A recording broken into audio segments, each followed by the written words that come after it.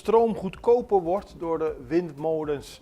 Zoals bekend, en dat kon iedereen op Curaçao zien, was gisteren de laatste transport voor de windturbines naar Coral Tabak. Er stond opnieuw een aantal mensen langs de straat om te zien hoe de laatste onderdelen naar Coral Tabak werden vervoerd. Het gaat om een hele operatie en dan ook een hele grote investering. Dat zei Neisa Isenia, de directeur van Aqualectra. Het gaat om een investering van 150 miljoen gulden, exclusief de batterijen die nog moeten komen. En die batterijen kosten 25 miljoen dollar.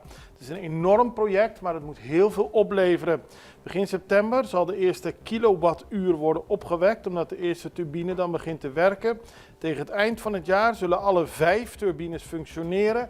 En dat betekent, dat is de bedoeling, dat de kosten voor stroom, die we allemaal betalen, naar beneden gaat. Dus dankzij die windturbines moet het goedkoper worden, de elektriciteit van Aqualectra. Het is nog een heel traject en we zullen het u verder op de hoogte